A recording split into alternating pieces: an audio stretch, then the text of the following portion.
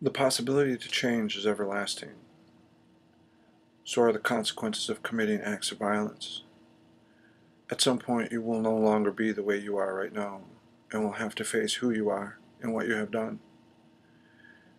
I vividly remember what it was like to believe that what I was doing was so right, so necessary.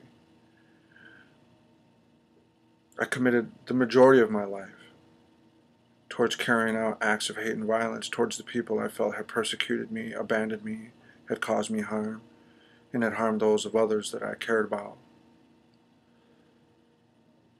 I justified my victimization as the reason towards committing these acts of violence.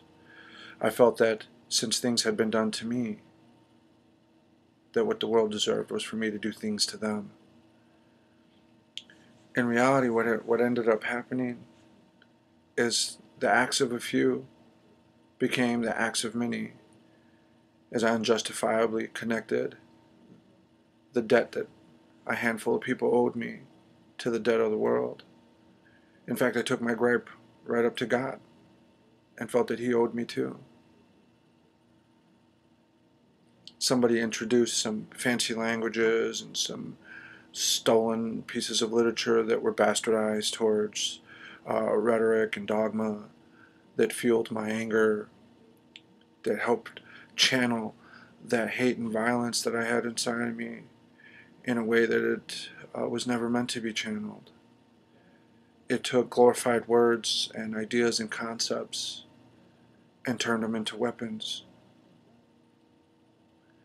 I had the view of me against the world. No one would understand what I was doing. No one had understood what had been done to me, and therefore nobody would understand who I was as a person. And every day I woke up confirmed that I and I alone understood the nature of my hate and violence. It doesn't matter if you put sugar on a piece of crap, it's still a piece of crap. And oftentimes we don't recognize that what we've been ingesting is just crap. And at some point you wake up and you realize what it is, but you have a hard time recognizing how to escape that since you've already invested so much of yourself towards this end. You don't want to accept that you have condemned yourself and that you have put yourself into a corner. It almost makes more sense to continue committing acts of hate and violence than to have to stand up and admit that you were wrong and need to change. Because what you didn't realize was how much loss of control you would actually experience when engaging with hate and violence. You're no longer in control of your actions. You're no longer in control of your thoughts. You lose yourself. Just when you think you're so self-aware, you wake up one day to realize that the only thing you've been doing is dreaming. Dreaming of a nightmare.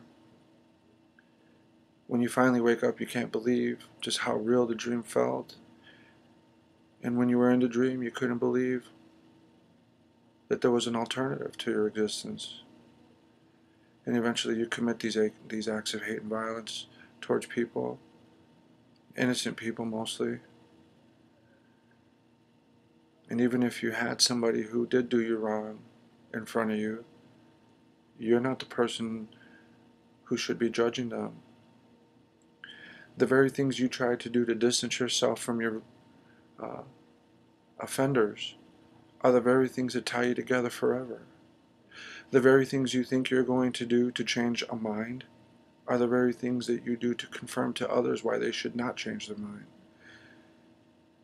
The very things you do, thinking that you are about to balance out the scales of justice, tip those scales against you even more. If you think you're going to punish the people who have hurt you, the only thing you will do is incite them. You cannot win this battle by fighting it with violence, bombs, hate language, racism, separatist views. The only way to change your enemy is to make them your friend. And the only way to make a friend of an enemy is to stop thinking that you're superior to them and that your acts and violence that your acts of hate and violence somehow balance out the scale. You will have to live with what you've done. And that burden is often heavier than the one that you're carrying now. Trust me on this. You will not stay the same. You will not believe the same. You will not think and feel the same as time goes on. The incidents in Norway,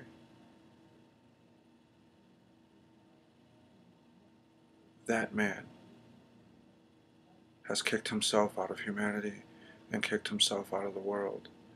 And although he will be persecuted and judged for what he has done, and deservedly so, it is not justification for further acts of hate and violence towards others.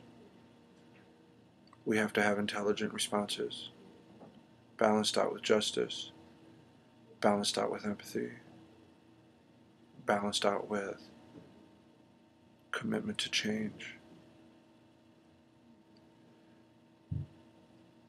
It is through peace and dialogue that effective change can take place.